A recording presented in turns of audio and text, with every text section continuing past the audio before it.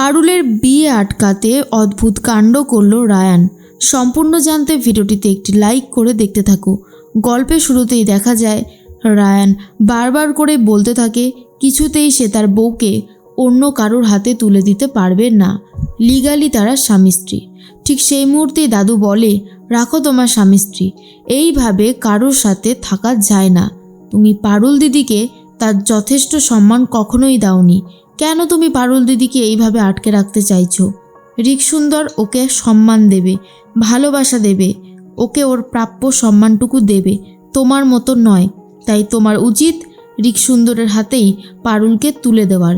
আর যদি সেটা না পারো তাহলে নিজের মুখকে অন্তত বন্ধ রাখো।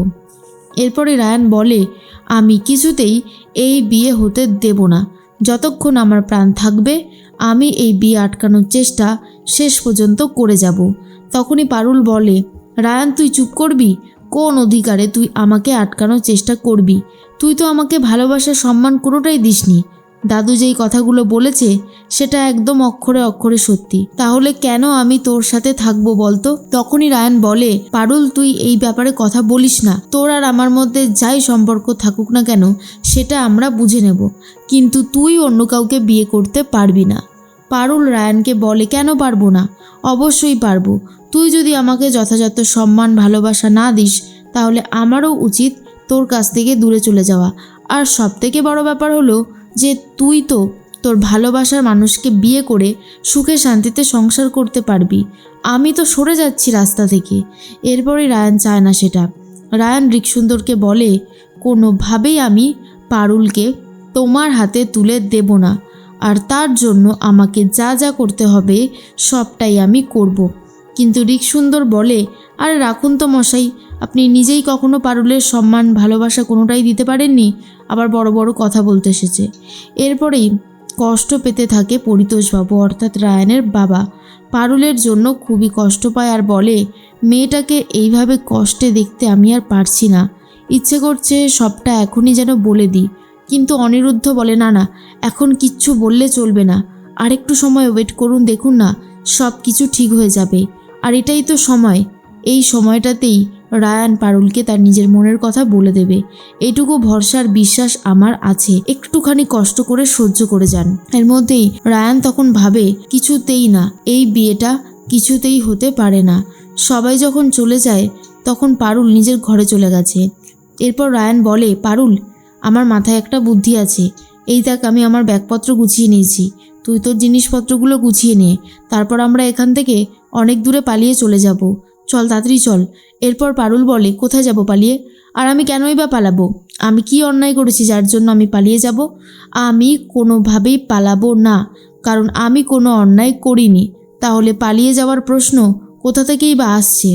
রায়ান তখন বলে, তাহলে কি তুই এই বিয়েটা করতে চাইছিস? তোর এই বিয়েতে ইন্টারেস্ট আছে বল, সেই জন্যই তুই চাইছিস এই বিয়েটা করতে। তখন পারুল বলে, আমি দাদুকে বাঁচাতে চাই। দাদু আমাকে শহরে এনে আমার জীবনটা নতুন করে সাজিয়ে দিয়েছে, না হলে ন্যাড়াগোয়ালের সেই পারুল চক্রবর্তীর কী বা হতো। কিন্তু আমি কোনোভাবেই পিছু পা হব না। আমি দাদুকে বাঁচাতে যেটুকু করার সবটুকুই করব। আর এমনিও তো তুই আমাকে ভালোবাসিস না, তোর আমাকে নিয়ে অত ভাবনা চিন্তা করবার কিছুই নেই। তুই নিজের মতন জীবন কাটা আর আমাকেও নিজের মতন থাকতে দে, বুঝতে পারলি? আমাদের মাঝখানে তুই আর আসিস না। এরপর রায়ান ভাবে, এইভাবে তো চলতে পারে না, কিছু একটা ব্যবস্থা আমাকে করতেই হবে। ঠিক সেই মুহূর্তেই দাদু, রুক্মিণী, বাড়ির সবাই কথা বলছিল। এর মধ্যেই চলে যায় রায়ান আর বলে, তোমরা এখন পারুলের বিয়ে নিয়ে হই হুল্লোড় করছো কেন? কিসের জন্য? না না, আমি তো একটা কথা কিছুতেই বুঝে উঠতে পারছি না যে তোমরা এগুলো কেন করছো। আমার আর পারুলের সম্পর্কটা ভাঙার জন্য তোমরা দেখছি উঠে পড়ে লেগেছো। এরপর দাদু বলে, বেশ করেছি, যা করেছি একেবারে বেশ করেছি। নিজে এখনও ভালোবাসার কথা বলেনি পারুল দিদিকে, জোর করে অধিকার দিয়ে আটকে রাখতে চাইছো, সেটা কখনোই হবে না। এরপরই পারুলের কথা বলতে বলতে রায়ান বলে, আমার আর পারুলের তো এখনও ডিভোর্সটুকুই পর্যন্ত হয়নি, আর তুমি বলছো যে আমাদের বিয়ে ভেঙে যাবে? এটা হয় না কখনো। তখনই ঋত্বিকবাবু চলে এসেছে আর বলে, ডিভোর্স হয়ে গেছে, জজ সাহেব আপনাদের ডিভোর্স মঞ্জুর করে দিয়েছে। নিন, এবারে আপনি আর পারুল দেবী দুজনে সম্পূর্ণ আলাদা দুটো মানুষ। আশা করছি এবার থেকে আর আপনার কোনো সমস্যা হবে না। এরপর রায়ান বলে, উনিই তো আমাদেরকে বলছিল এদিক ওদিক ঘুরতে যেতে, রিলস বানাতে, ফটোশ্যুট করতে, আর এখন উনি ডিভোর্সটা দিয়ে দিল। ঋত্বিকবাবু বলে, হ্যাঁ এই যে সমস্ত কাগজ দেখে নিন। এরপর রায়ান রীতিমতো সহ্য করতে না পারে ঋত্বিকবাবুকে এক ঠাস করে কষিয়ে চড় মারে। আর তখনই রুক্মিণীর গায়ে গিয়ে পড়েছে ঋত্বিক।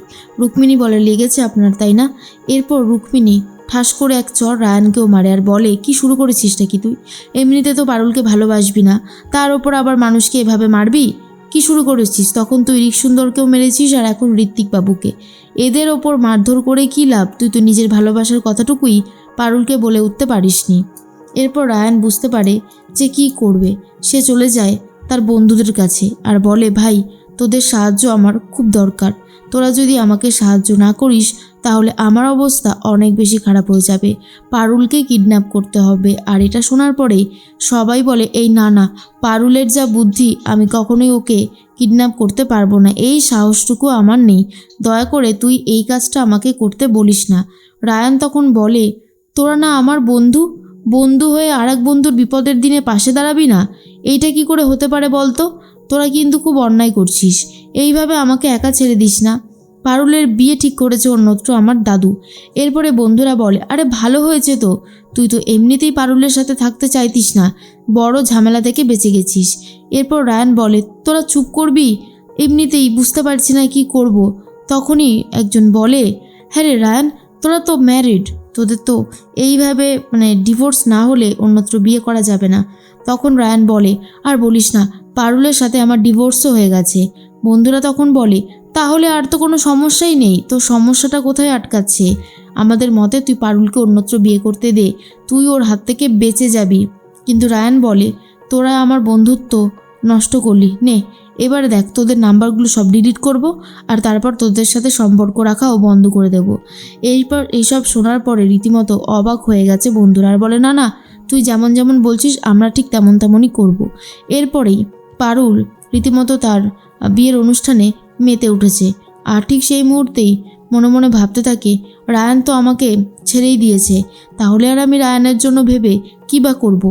এর কিছুক্ষণ পরেই সবাই অজ্ঞান হতে শুরু হয়ে যায় রীতিমতো। আর অজ্ঞান হতে হতে পড়ে যাচ্ছে। রায়ানের কথাও মনে পড়ছে পারুলের। রায়ান সেই মুহূর্তে সেখানে ছিল না, কিন্তু রায়ান ছদ্মবেশে ছিল। পারুল ভাবে, সংযুক্তার লোকেরা কি তাহলে এসে বদলা নিতে চলেছে? কি করব আমি এই সময়? আমি তো পুরোই একা। এই সময় তো রায়ানটাও পাশে নেই, কিন্তু রায়ান যে পাশে আছে, পারুলকে নিয়ে যে সে পালাবে, এমনটাই প্ল্যান করে রেখেছে রায়ান, যাতে পারুলের সাথে ঋকসুন্দরের বিয়েটা না হয়।